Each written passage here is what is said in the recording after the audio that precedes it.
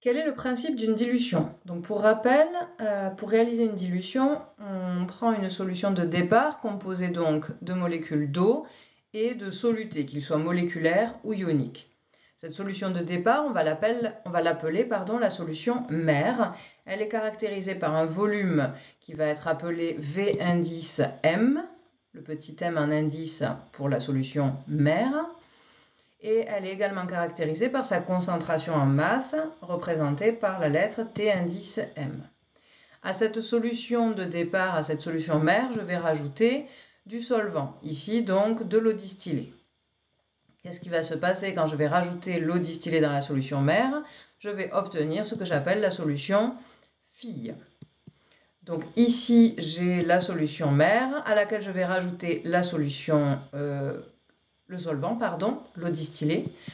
Le niveau de la solution va donc augmenter, puis par agitation, le soluté va se disperser dans tout le volume de la solution.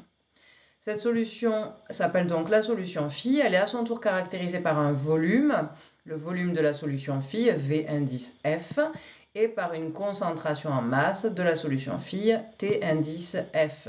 Donc indice F pour phi. Donc ça, c'est ce qui se passe à l'échelle microscopique lors d'une dilution. Quelles sont les modifications des grandeurs lors d'une dilution?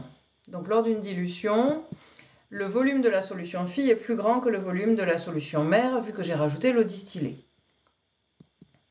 Mais également, la concentration en masse de la solution phi, vu qu'on a dilué, elle est plus petite que la concentration en masse de la solution mère. Ce n'est pas ça le plus important arrive maintenant. Le nombre de molécules de soluté était de 5 au début dans la solution mère, il est de 5 à l'arrivée dans la solution phi, ça veut dire que le nombre de molécules ou d'ions solutés n'a pas changé.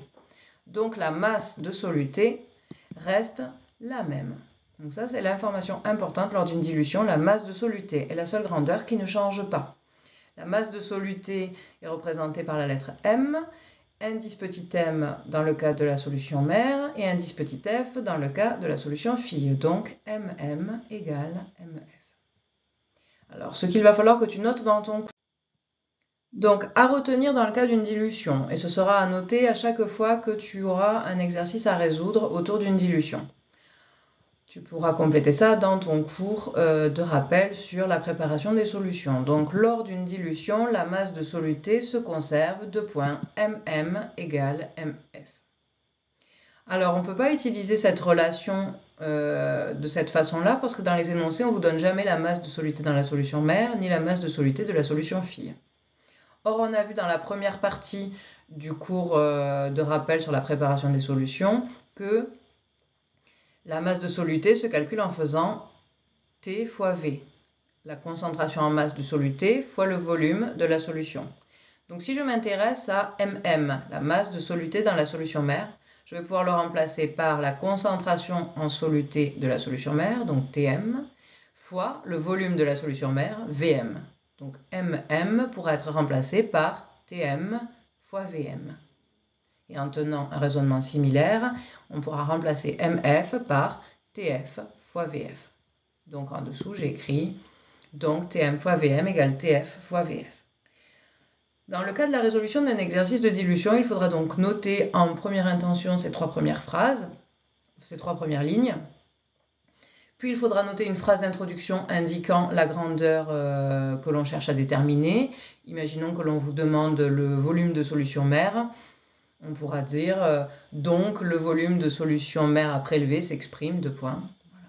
Ensuite, on notera l'expression littérale, on fera attention aux unités, on donnera le résultat en tenant compte des chiffres significatifs et on mettra une unité finale comme dans un calcul classique. Je te laisse donc mettre pause sur la vidéo et recopier ces 3 lignes dans ta leçon.